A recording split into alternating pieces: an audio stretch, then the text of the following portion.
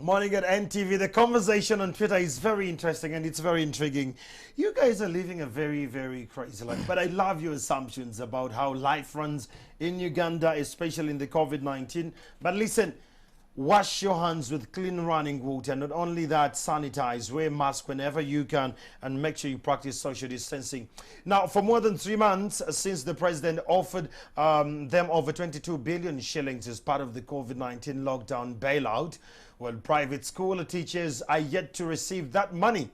To speak to us about the plight of the private teachers during the COVID-19 pandemic, we have Mr. Kangave Mudi, the National Chairperson on Private Teachers Platform Uganda and the General Secretary Coalition of a Private School Teachers Association and Unions. Good morning, Mr. Kangave.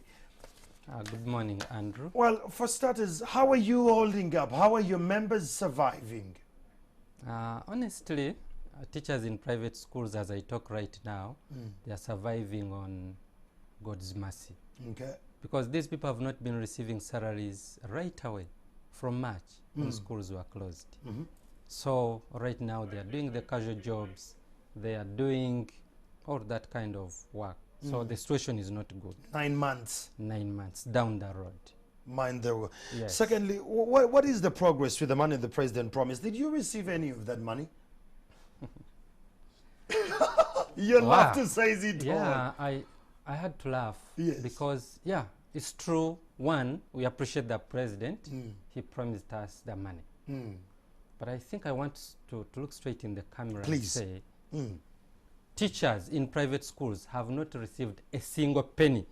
9 months down the road. 9 months down the road. However, we've been making efforts to get this money. We've been in conversation, in talks with the ministry, with the Microfinance Support Center. What are they but up saying? to now, maybe I need to give you the genesis, possible, and the exodus of this money. When the president gave out this money, it was taken to, maybe first of all, this money is categorized into two. For us as leaders of teachers in private schools, we are fronting 22 billion Uganda shillings. Yes. When you look at all the documents that are submitted by the ministry, they're talking of 20 billion.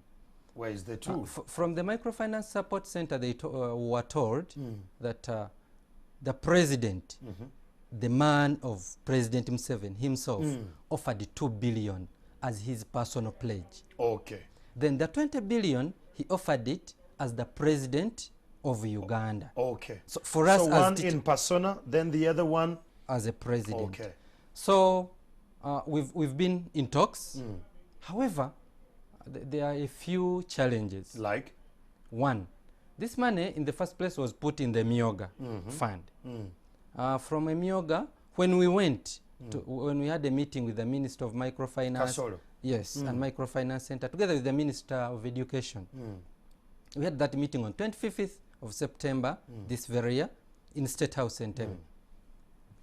We agreed, looking at what the microfinance had brought up, we agreed that this money be removed from a Myoga, and the president gave it a go-ahead to be managed by private teachers themselves. Now, because these private teachers were in different groups, were scattered everywhere, we decided to change this, to have the Minister of Education as our caretaker of our money. You gave your money to the Minister of Education? Not yet. We said you suggested teachers must manage this money themselves. But the Minister of Education should take the lead, like in because management of the it's funds. a government entity versus a government entity. So this money is still at Microfinance Support Center. In fact, the question is, teachers, one, where is our money? Two, is this political money? Three, if that money is for the teachers, why can't they get it now? And that's why we are here. We want that money right away. We want that money now. Mr. Kangave is still here with us. I understand my colleague Ali Mivule is with us this early morning. Ali Mivule, yesterday we saw you in Kisoro with the NUP candidate, that is Robert Chagulanyi Sentamu, and the wife, that is Babi Itungo Chagulanyi, canvassing for votes. What is the latest on ground, and what do we expect to see today, and how are security agencies holding up? Yes, a very good morning to you all that are watching NTV, and we're coming to you live from Kihihi district. This is the nearby district of Ruchiga, Rubanda, and Kanungu. You know, now it has become a practice wherever Robert Kyagulanyi concludes his days campaign. You can hardly find an accommodation there, so you have to move to the next trading center or town so that you can get some accommodation. So that's how we ended up here in Kihihi, so that we can get some accommodation. But now talking about yesterday, how the compiled trail was over the National Unity Platform presidential candidate Robert Kyagulanyi. He was in the Chikezi sub-region. That's in the regions of Kisoro, Kabare, Ruchiga, and Rubanda. But what I found interesting is that as you're crossing from Kabare into Chisoro, there is a roadblock. Actually, they need to first take your temperature, and also you sanitize, so you don't just come from Kampala, you don't just come from Mbarara, and then you take your high risk of the COVID-19 pandemic there. So they first have to scan your temperature, and also you sanitize. And now how the day went, according to the National Unity Platform presidential candidate. Yesterday, as I've told you, he was in the Chigezi sub-region, and he's going to be continuing today in the different areas of Kanungu. Now, yesterday, the message was clear at the Saza ground in Kisoro district. That's where he talked about his relationship with the former Inspector General of Police, that's General Kale Kaihura, and he dared President Museveni and the current government, if they actually set Kaihura free, then let President Museveni step into Kisoro and campaign with the former IGP, that's Kale Kaihura. He talked a lot about Kaihura, most especially his relationship. For those of you that remember, during those days of Kaihura, Bobby Wine was at the forefront of educating the ghetto youths about the disadvantages of drug abuse and some other activities that were being carried out by the police, because the police used to have some role models of some youths whom they use so that they can send out a message of peace and also keeping law and order. And then the other issue was about establishing the Kale Memorial University. Kale Kezi, that's the father of the former IGP, Kale Kaihura. According to Bobby Wine or Robert Kyagulanyi, that a place like Kisoro deserves a university of a Pan-Africanist like the father of the former IGP. And the other issue was about boosting tourism through having an airport in Kisoro, because according to Kyagulanyi, Kisoro needs an airport whereby it's easy for the tourists as well as the local community to go and then attract the gorillas in Magahinga. By the way, before I forget, Chamagero, Kabale and Kisoro have one of the best sceneries here in Uganda that I've seen. You know, when you look at the different lakes there, the aura there, the flora there, you look at the forests. So it was actually so amazing. Wow. And then yesterday, Robert Kyagulanyi, like it has been when he has been coming to the west, I think now it's a tactic by him. He moves with the wives, that's Barbara Itungo Kyagulanyi. And yesterday her message was clear. Again, it went out to the women, saying that women can actually improve their livelihood through agriculture, through having opening up more markets for their produce. Because according to Bobby Kyagulanyi, the women contribute a lot when it comes to agriculture, and so they need some ready market which will boost the sale of their produce and increasing their yields. And the other issue that Kyagulanyi hinted on was the relations between Rwanda and Uganda. For those of you that are keen enough on the current affairs, it's now getting close to 2 years when the borders are still closed. You see Mitoma, Mirama Hills there, and also Chanika. Up to now, those border points are still closed, and according to Kyagulanyi, there must be more that is done so that the two countries come out so that the cross-border trade is resumed. Because he said that cross-border trade benefits very many people, especially on the side of Uganda. Now, talking about the security, many times we've seen tear gas, as all of you are aware, because many of the areas we've been moving to is tear gas, bullets, and also the canes. But yesterday was one of the most peaceful trails I've seen for Kyagulanyi, because away from Kabale, he was allowed to pass through the town center. He went to Kisoro, he went to other areas, minus hearing a single bullet fired. No tear gas was fired yesterday. It was just the roadblocks that were put to guide the Honorable Kyagulanyi where he was supposed to go and hold his campaign. So we hope for the best also today. So today the National Unity Platform presidential candidate is going to be moving to the districts of Kanungu, Mitoma, and Rukunjeri district.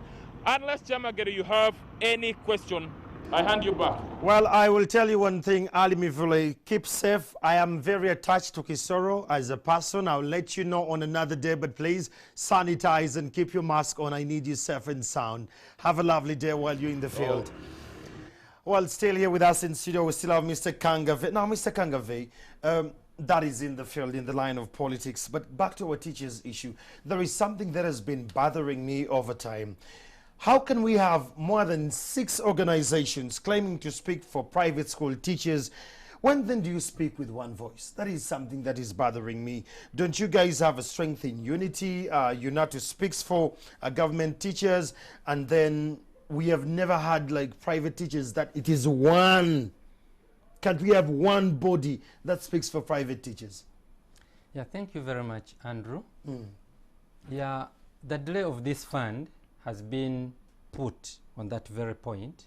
However, on 4th of September this year, President's office, through Patriotism Department, called a few private school teachers groups, that's associations and unions.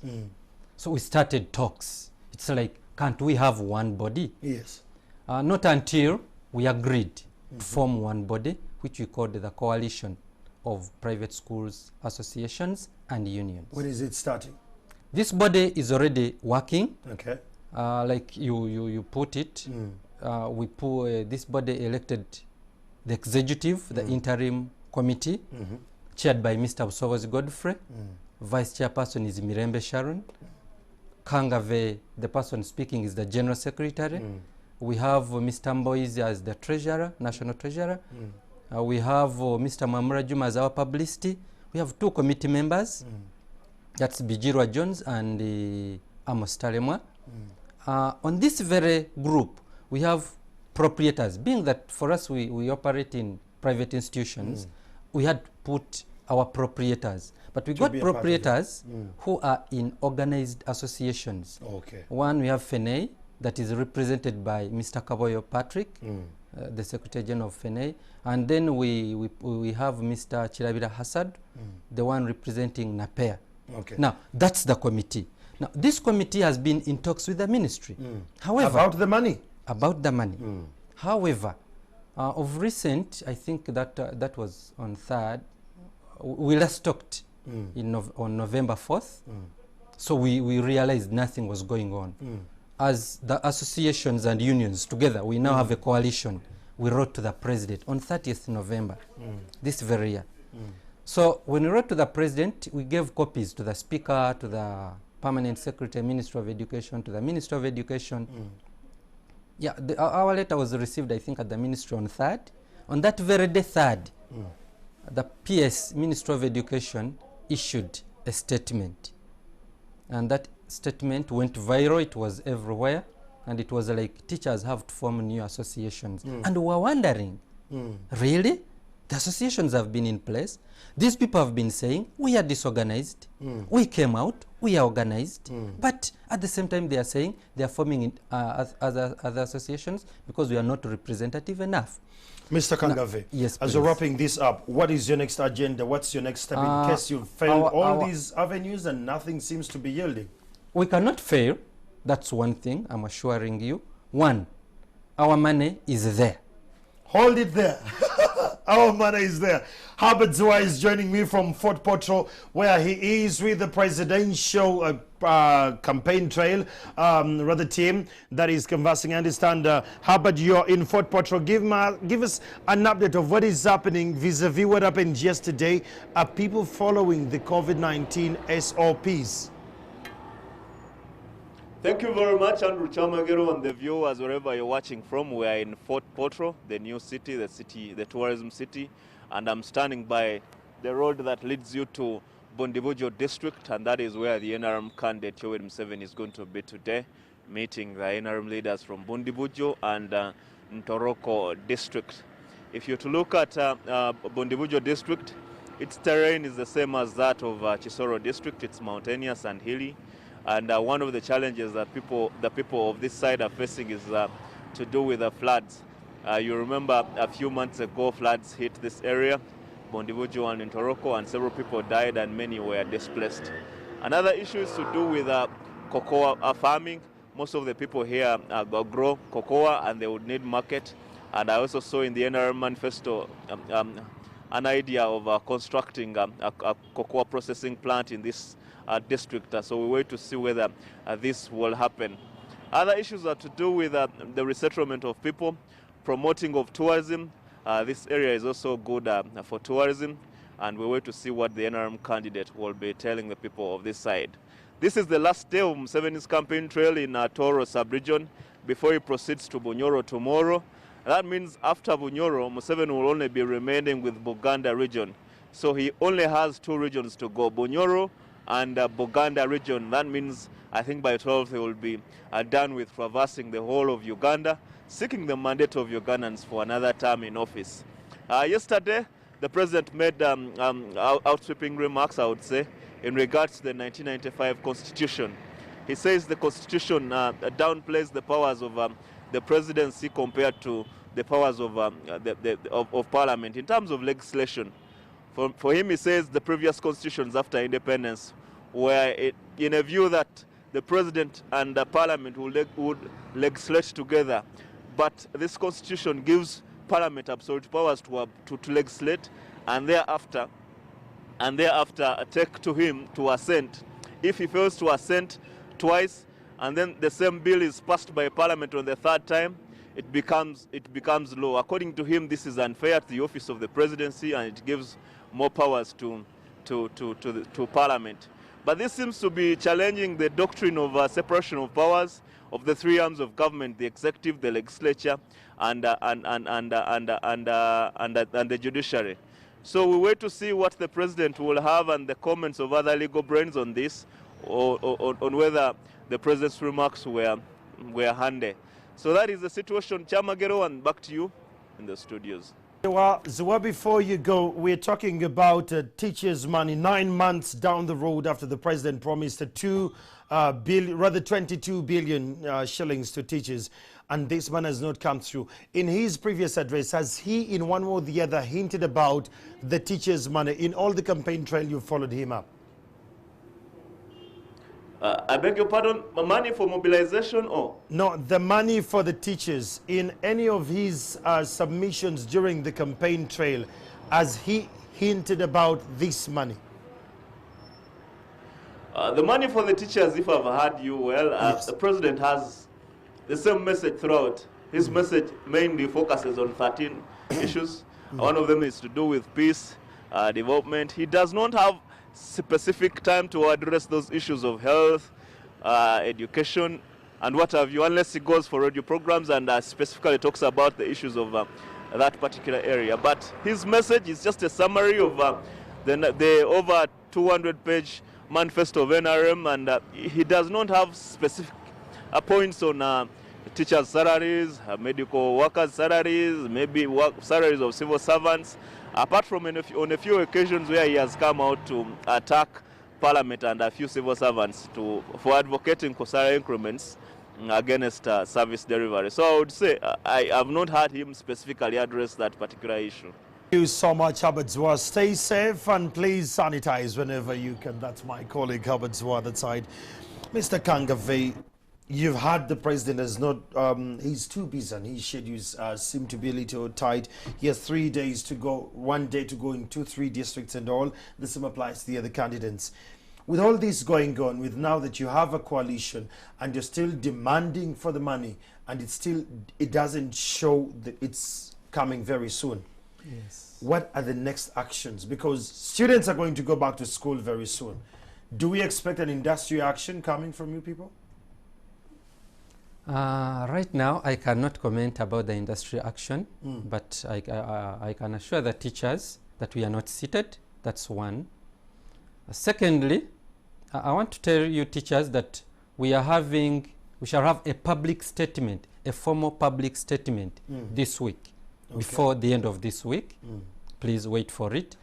Thirdly, I want to assure... What do you want to achieve in this statement you're going to achieve? Because you've talked to the powers that be, you've engaged different stakeholders.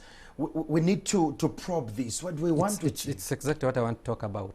One, like I told you, the president put this money under a myoga.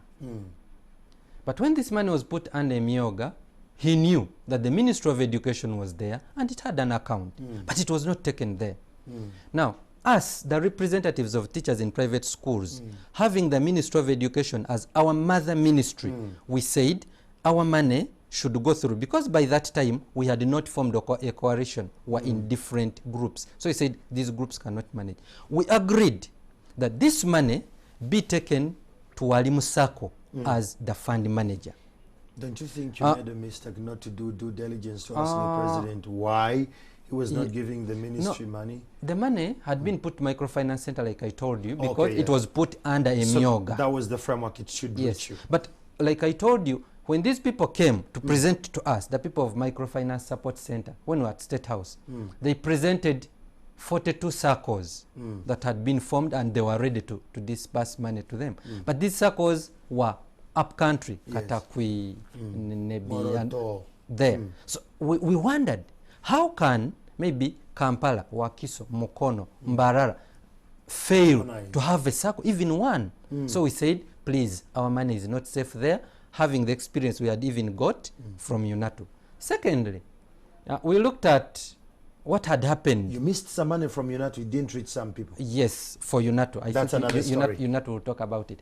Secondly, when you look at the stories that were moving, they were saying teachers' money was stolen. I think it has been running. But the one assurance... Some people were even arrested. Some people were arrested. Yes. But the assurance is the money that was stolen, the reason as why these people were arrested, it's not the private teachers' money. The private teachers' money is there and intact. This money is for teachers. The Ministry of Education has no authority over this money. That's one. For it, it works for and on behalf of private teachers to get this money. But did the ministry confirm receipt of this money from the microfinance? It has not yet received it because we had agreed the ministry's role will be signing an MOU with the Microfinance Support Center on our behalf. It has not yet signed. By yesterday's papers, I read, and the PS was saying they had sourced different fund managers. But as leaders of private teachers, we looked through several fund managers, whereby we looked at one, the Microfinance Support Center itself to be the fund manager. And for us, we did not have, maybe it did not have credibility, comfort in it. We looked at a commercial bank. We looked at all the advantages and disadvantages and everything. And we looked at Walimu Saccos Union. Walimu Saccos Union is a circle, a national circle for teachers, but basically for government. Now, we said, for now, our money can go to Walimu, so that they know how to deal with the teachers. So that our teachers can begin benefiting as we begin to formulate our own Apex circle. Right now, what I'm telling teachers there, some of them are saying, we are tired of that money. That money will never come. Please, this money is yours. That's one. Secondly, so where is the money hanging? It's still at Microfinance the money is still at Microfinance Center? Support Center, but it's delaying because we have different people who are playing delaying tactics. Where? Is it in the ministry or is it in the Microfinance Support Center? Who should draft the MOU between the ministry and Microfinance Support Center? Between the ministry and Microfinance Support Center, we don't need to have an MOU.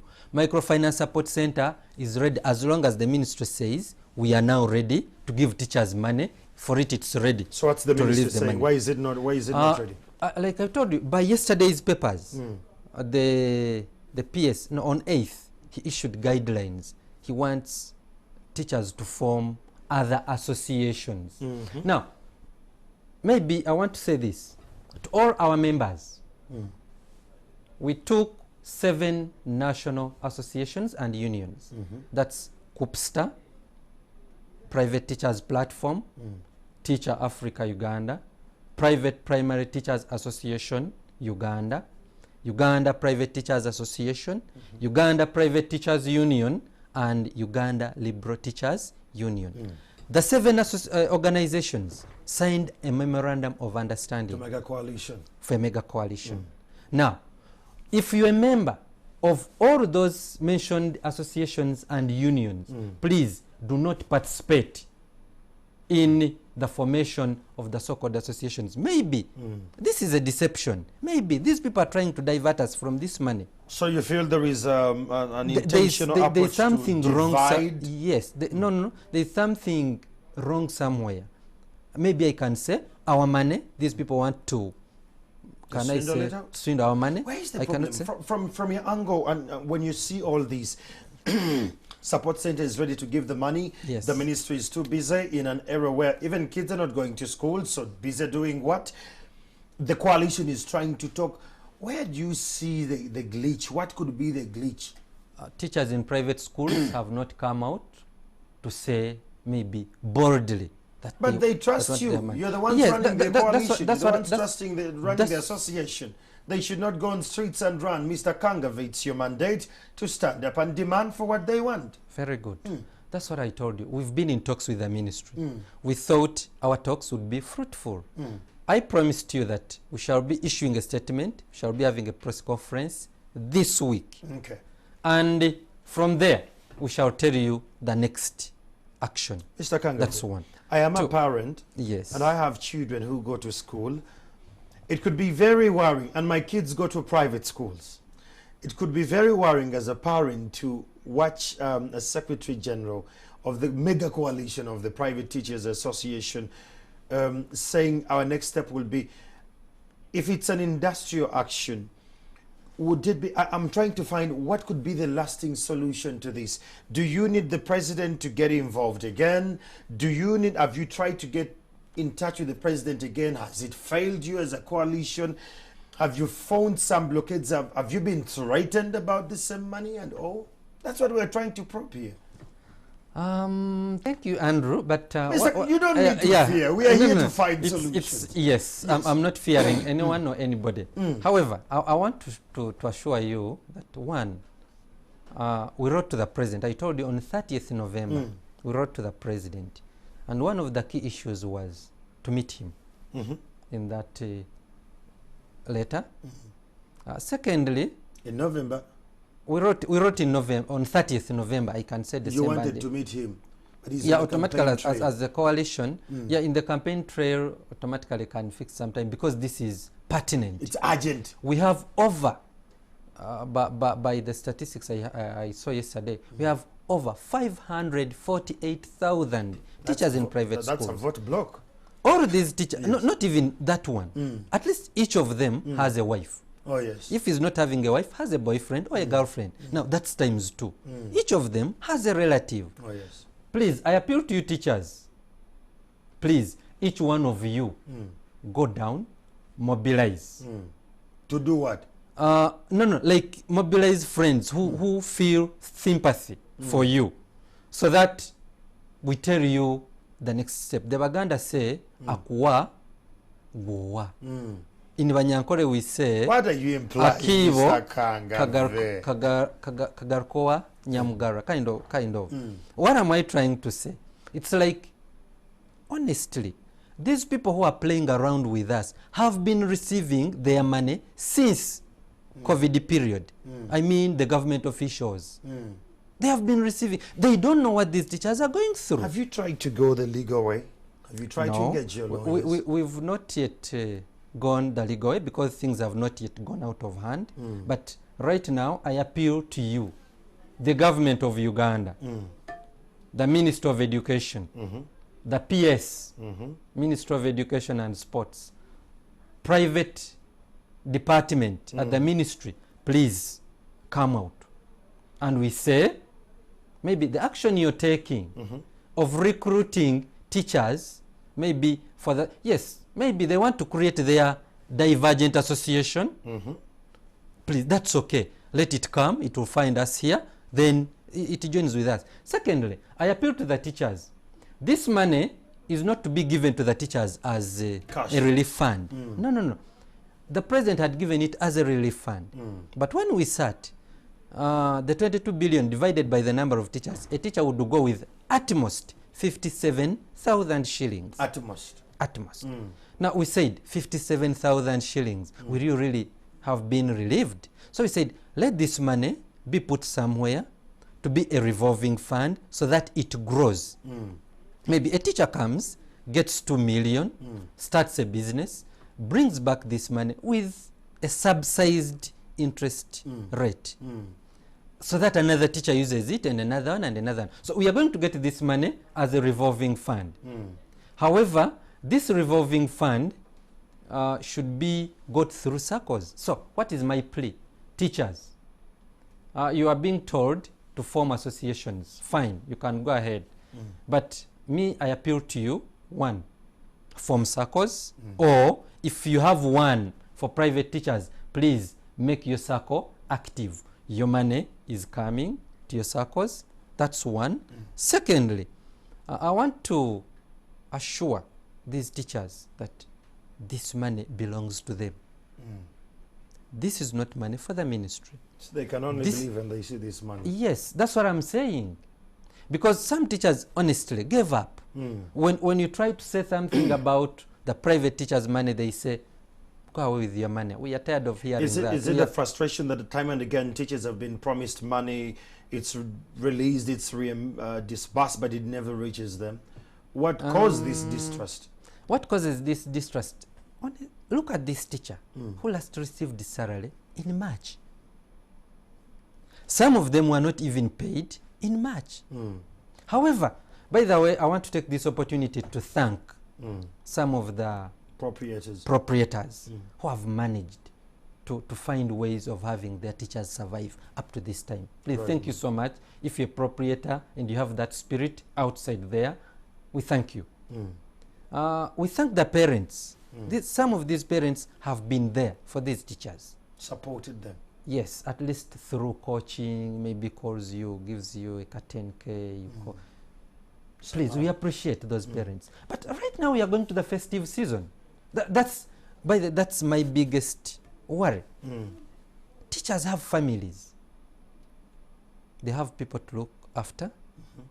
Some of these teachers have been having children, maybe their siblings, who are in candidate classes. They failed to go back. Some of these teachers are servicing loans. Government, where are you? Please, we want our money.